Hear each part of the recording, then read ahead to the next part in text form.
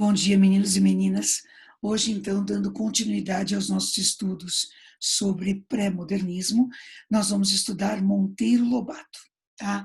Vou compartilhar, então, aqui a minha tela com vocês, para que a gente possa estudar esse importante autor do pré-modernismo brasileiro. Então, vamos lá.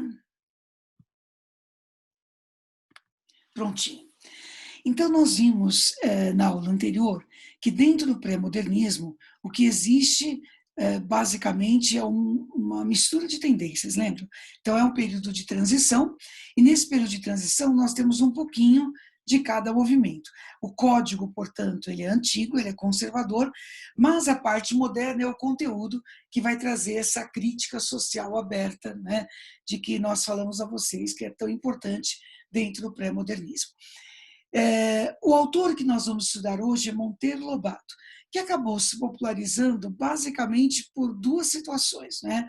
A personagem Jeca Tatu, que é algo que está no imaginário popular, muita gente não sabe que a personagem é de Monteiro Lobato, mas está no imaginário popular, e o Sítio do Pica-Pau Amarelo, né? que enfim, povoou com certeza a imaginação, né?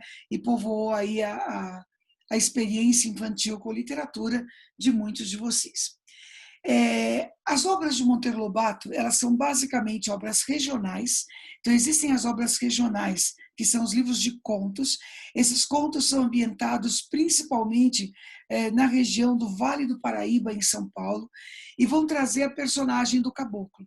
E a literatura infanto-juvenil, né, que é a série do Sítio do Pica-Pau Amarelo. Agora, nós vamos iniciar o trabalho com Monteiro Lobato, na verdade, por este texto aqui, né? Esse artigo, Paranoia ou Mistificação, ele foi publicado pela primeira vez em 1917 no jornal O Estado de São Paulo. E foi uma reação de Monteiro Lobato a uma exposição de Anita Malfatti, uma exposição modernista. É sempre bom a gente lembrar o que eu lhes disse antes, né? Enquanto o pré-modernismo está acontecendo, várias manifestações modernistas já estão acontecendo também. Então, a Anita Malfatti já estava expondo, Lázaro Segall também, Manuel Bandeira já estava publicando A Cinza das Horas, Oswaldo de Andrade também já estava publicando, enfim, né? O pré-modernismo acontece meio que em paralelo a manifestações já modernistas, né? Como eu disse a vocês, é todo um processo, as coisas vão acontecendo aos poucos. Bom, na época, a Anitta fez essa exposição e o Monteiro Lobato não gostou, né? Apesar dele se mostrar muito revolucionário em certas situações, como na literatura infantil, por exemplo, em relação a outras, ele é extremamente conservador. E ele escreveu, eu coloquei 2 trechinhos aqui desse artigo, para vocês entenderem que não é um exagero quando se diz que nesse artigo ele acabou com a Anita Malfatti.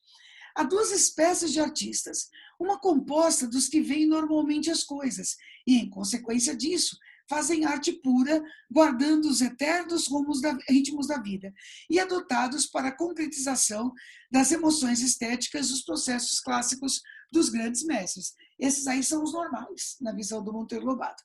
A outra espécie, né, é formada pelos que veem anormalmente a natureza e interpretam-na à luz de teorias efêmeras, sob a sugestão estrábica de escolas rebeldes, surgidas cá e lá como furúnculos, olha isso, da cultura excessiva. Gente, está longe de ser uma metáfora simpática, não é?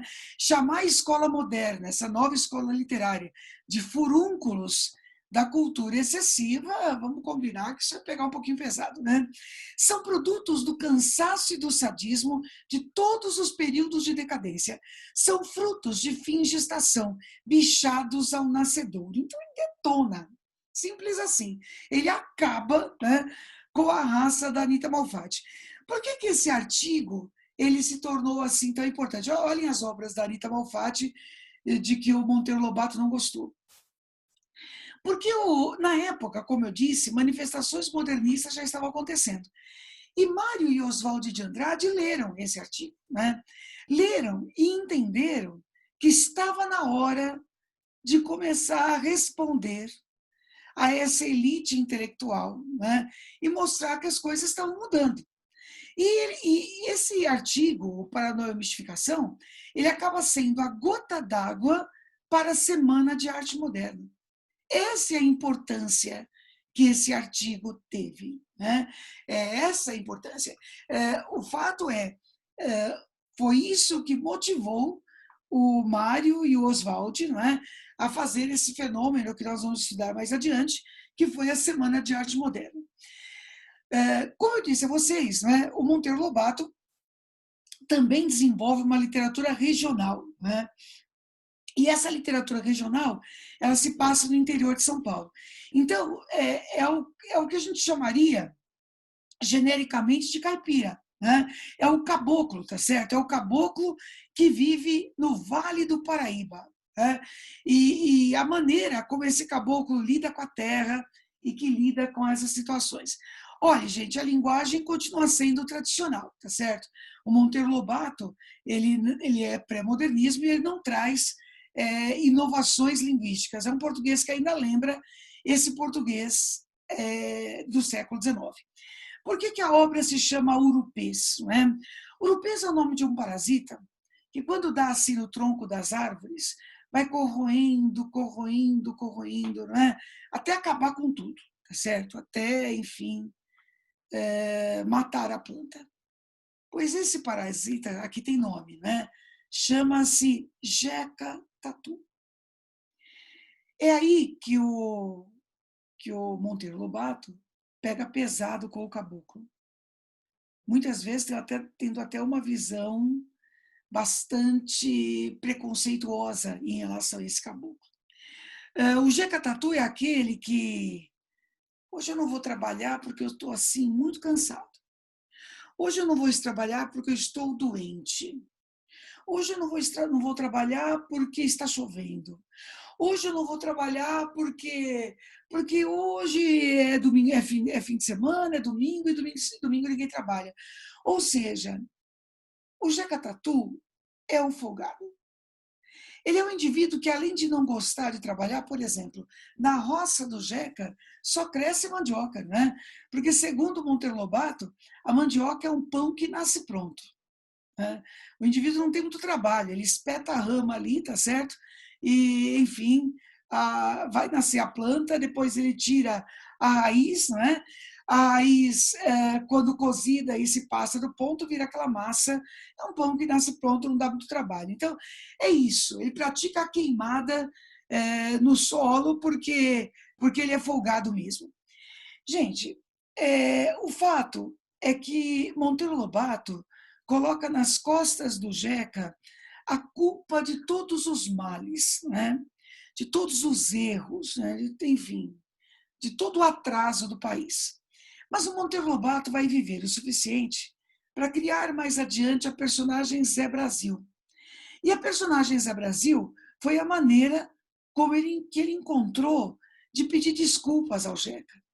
Ele vai reconhecer que, se na chácara do Jeca ou no sítio do Jeca a plantação não é como do italiano ou como da chácara do japonês, é porque o Jeca não tem informação. Se ele pratica a queimada, ele pratica porque ele não sabe, né? Na verdade, como, enfim, cuidar da terra. Então, tudo isso, não é? Representaria a causa. Sabe, por conta de atitudes assim, muitas vezes a crítica vai dizer que, se Monteiro Lobato tivesse tido mais tempo, né, ele também teria pedido desculpas a Anita Malfatti. Isso é uma coisa que a gente nunca vai saber, porque isso ele não fez, né? Mas em relação ao Jeca Tatu, ele vai fazer, tá? Também é de Monteiro Lobato um livro chamado Negrinha, que, segundo a crítica, né, traz os contos mais bem realizados de Monteiro Lobato. E é nesse livro que traz um conto muito bom, que daria até para a gente mostrar como uma discussão de racismo estrutural, né, que é o conto Negrinha. É quando Monteiro Lobato mostra que não se acaba com a escravidão com uma canetada, certo? Não adianta fazer isso, né? A Dona Inácia, nesse conto, ela vive já pós a abolição, mas ela tem uma negrinha de quem ela cuida. Teoricamente, a mãe dela morreu, né? E aí aconteceu a abolição e tudo mais, e agora a Dona Inácia, essa boníssima criatura, né? Como diz o texto, a mimada dos padres, muito bem vista socialmente, caridosa, né? Ela cuida dessa menina. Então, isso é o que os outros acham, né? Mas, na verdade, não é bem isso que acontece. A Dona Inácia, ela conserva a negrinha para poder descontar nela aquilo que ela perdeu perdendo os escravos. Ela sentia prazer em bater nos negros, em torturá-los, né? Por exemplo, o prazer dela é bater na negrinha com os nós dos dedos, né? É bater na cabeça da menina com os nós dos dedos. O auge desse sadismo da Dona Inácia, né, aparece no momento em que a negrinha está comendo e ela faz o que muita criança faz. Ela come e deixa por último a mistura, né? E aí uma empregada passa e come essa mistura e ela xinga a empregada de peste. Aí a empregada vai contar para a Dona Inácia o que aconteceu e a Dona Inácia resolve castigar a negrinha exemplarmente, né? Vai castigar a negrinha exemplarmente. Então ela cozinha um ovo e quando esse ovo está bem quente, como diz o texto, pulando na panela, né? Porque a água já está na temperatura máxima, ela pega esse ovo quente e coloca na boca da menina. E tapa a boca da menina para que ela não grite. Veja que isso aí é o máximo, não é? Da tortura, é o máximo, enfim, do sadismo, não é? E essa Dona Inácia, ela é muito bem vista socialmente, apesar de fazer dessa maneira. Então, gente, não se acaba com uma situação social, com uma lei. É preciso haver mudança cultural, né? E o fato é, essa mudança cultural não acontece, certo? E, por fim, gente, a literatura infantil do Monteiro Lobato. Veja, não é uma nem duas vezes que ele pisa na bola nessa literatura infantil. Ele chama, por exemplo, não adianta dourar a pílula, né? Ele chama a tia Anastácia de macaca, por exemplo. E isso é óbvio que é uma postura racista. Muita gente me questiona assim, mas como é que ele é racista e escreve o conto negrinha, né? Ô, gente, uma coisa é ser racista, tá certo? Que já é péssimo, né? Outra coisa é torturador de criança, né? Então, enfim, o Monteiro Lobato, apesar de ser racista, e ele é, não adianta a gente negar, porque ele é mesmo, né? O fato é, há certos comportamentos que são pesados até para o Monteiro Lobato, tá? Agora, independente disso, e é sempre bom ressaltar isso é um motivo para se proibir a leitura desse livro hoje, por exemplo. O fato é o que eu disse a vocês quando eu expliquei para vocês Euclides da Cunha. Claro que nunca se justifica uma postura racista, nem por parte do Euclides da Cunha, nem por parte do Monteiro Lobato, nem por parte de ninguém, em época nenhuma, né? Mas eu já disse a vocês que nem todo mundo tem vocação para Castro Alves. Nem todo mundo consegue ver além do seu tempo. E nesse aspecto, o Monteiro Lobato não conseguiu, certo? Então, quando se lê um livro, não é? Seja infantil, seja adulto, cabe àqueles que trabalham com o livro, não é? Mostrar que existe ali uma mentalidade de uma época que a gente já deveria ter superado. E o fato é, a gente não superou, certo? Esse racismo, ele continua estrutural até hoje. Não é? Então, não é para ler esse livro e aceitar isso como normal. É claro que não, muito pelo contrário. Isso tem que ser questionado, tem que ser combatido. Não é? Mas isso precisa ser lido também com uma visão que, infelizmente, ela era considerada normal na época. O fato é que existe algo na literatura infantil do Monteiro Lobato que é sensacional, certo? Mesmo que haja essa parte tão ruim, né? Monteiro Lobato acreditava que só havia um jeito de educar a criança, era incentivar a inteligência emocional dessa criança e incentivar o conhecimento acadêmico dela, né? Então, essa inteligência emocional, ela é incentivada com a criatividade.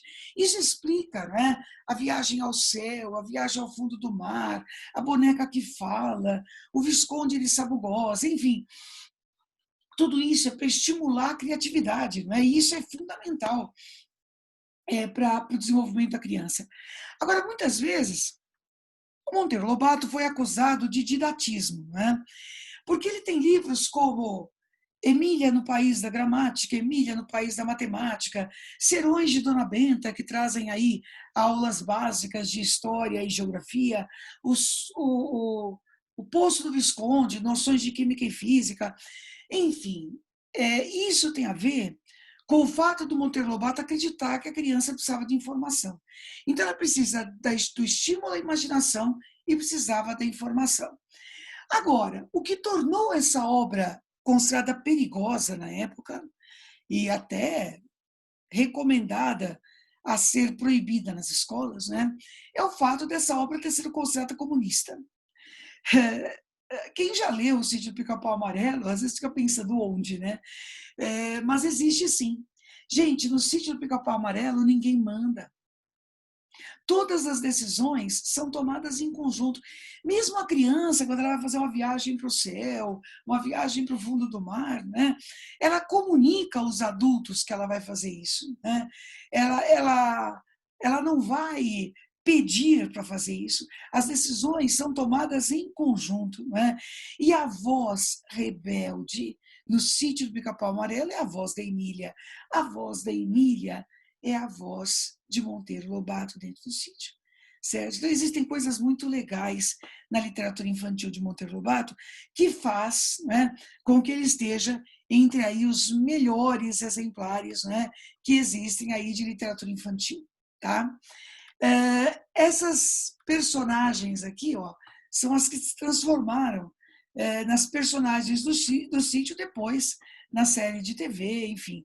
O fato é, essas séries de TV, seja as da década de 70, sejam as posteriores, né, são narrativas baseadas no Sítio do Pica-Pau Amarelo, mas não são necessariamente aquilo que Monteiro Lobato escreveu, tá certo? E nem a intenção era essa, né? Na verdade, eles aproveitam as personagens, né? E a partir daí vão criar outras histórias, tá? Então é isso, pessoal. Até a próxima aula, quando nós vamos ver o último autor, tá? Um beijo aí para todos vocês.